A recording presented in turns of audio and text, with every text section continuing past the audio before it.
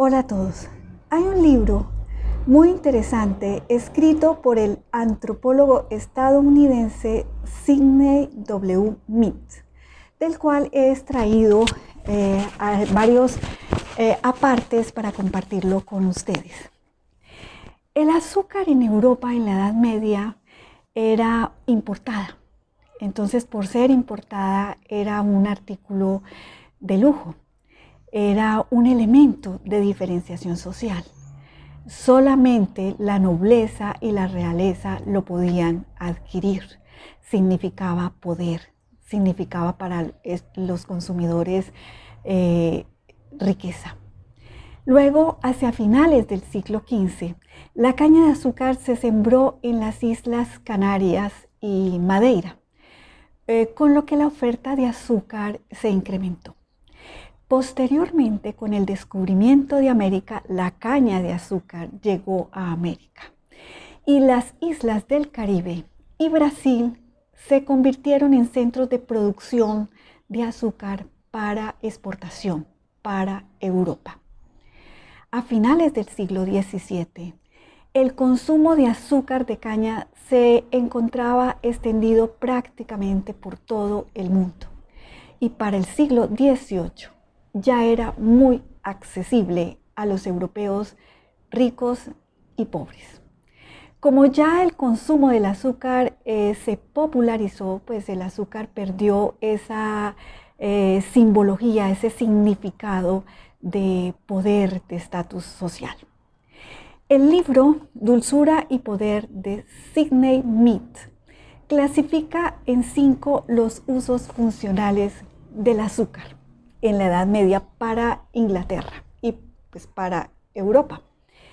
Medicinal, el azúcar en los jarabes medicinales. Para los boticarios el azúcar era esencial para agregarla a las preparaciones y que de esta manera el medicamento que ellos producían pues fuera más fácil de tomar.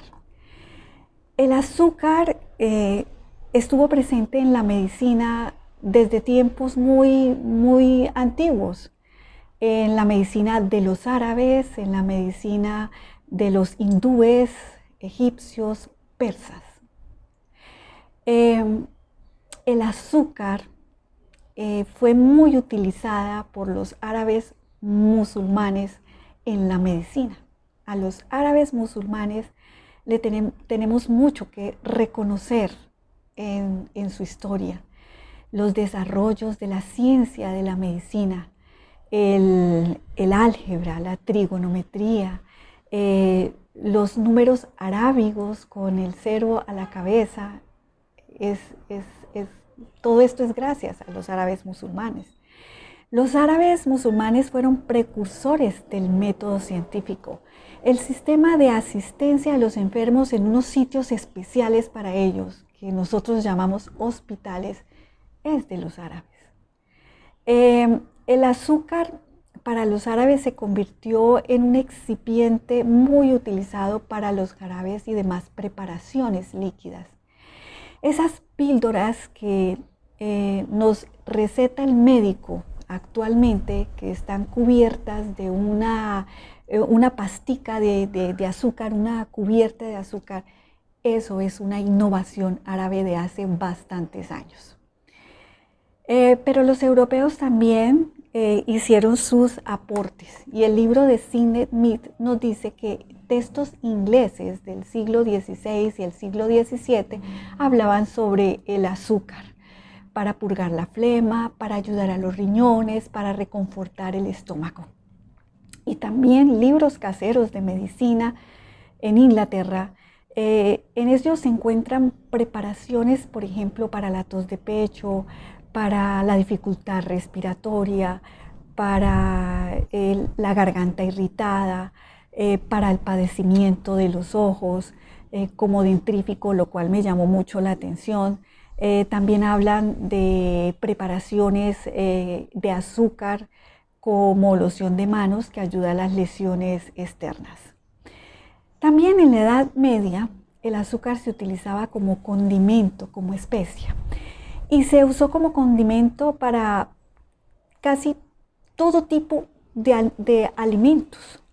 Recordemos que el azúcar le daba un sabor, digamos, distinto a los alimentos. Además, el azúcar tiene propiedades conservantes. Y fuera de eso, el azúcar se comercializaba junto con las otras especias, o sea, la pimienta, la canela, el azafrán, el jengibre, la nuez moscada, los clavos de olor. Entonces, como iba ahí con ellas, juntico con ellas, se comercializaba, entonces también la ayudó mucho a que la catalogaran como una especia. Ya hablamos del azúcar como conservante, muy importante. Se conocían esos efectos conservantes desde hacía muchos años. En los jarabes de fruta, la sacarosa tiene la propiedad de extraer la humedad, entonces los microorganismos no encuentran ese ambiente favorable de humedad para multiplicarse, entonces eso hace que el azúcar sea conservante, igual que las especias, ¿no? Y también muy importante porque en la Edad Media no existía la refrigeración. Entonces el impregnar de azúcar y de especias los alimentos era importante porque les cambiaba ese aroma y ese sabor que iban cogiendo cuando están en proceso de descomposición. Entonces eso era muy importante en la Edad Media para los alimentos. Como edulcorante cobró importancia porque digamos que estaba en conexión con el té, el café y el chocolate, que fueron bebidas amargas que también muy exóticas que llegaron a la Europa. Entonces el echarles un poquito de azúcar las volvió, digamos que así, por las mismas características de dulce, las volvió muchísimo más apetecibles, ¿no? Como más ricas. Como material decorativo el azúcar. El azúcar como material decorativo se tiene en las llamadas sutilezas, que consistían en figuras hechas totalmente en azúcar y fueron el acompañamiento obligado de toda celebración en la realeza inglesa y también en muchas de la europea. En estas celebraciones y fiestas se mostraban castillos, caballeros montados a caballo, todo tipo de animales hechos totalmente en azúcar, hasta discursos hechos en azúcar con letras en láminas de oro.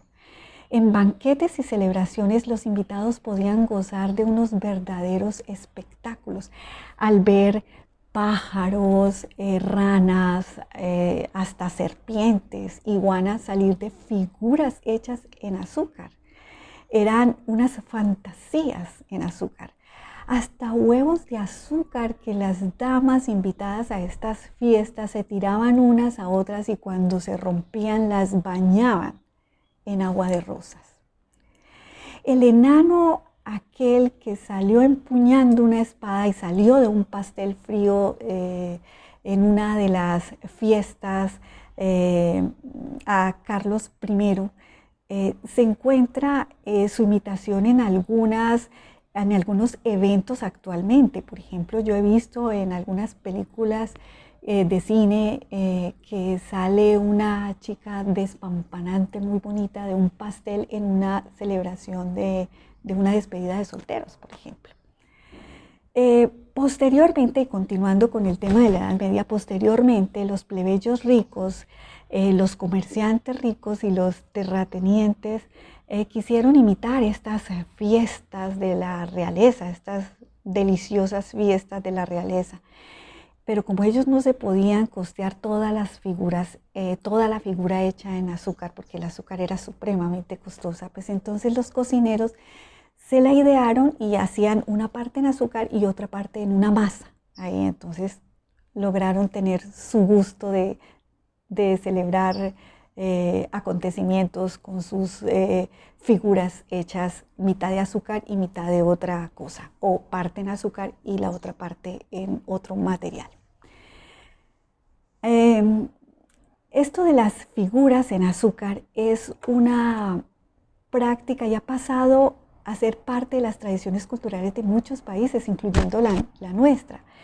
Las figuras de azúcar en los pasteles, en las celebraciones de matrimonios, bautizos, cumpleaños, primeras comuniones, uno ve el muñequito ahí montado encima de la torta. También galletas con figuras, bueno, en fin. En el Valle del Cauca, la caña de azúcar, con la caña de azúcar se desarrolló la actividad artesanal de los dulces, lo que nosotros denominamos el mecato. Y también preparaciones, bebidas azucaradas o con dulce, que también son muy tradicionales.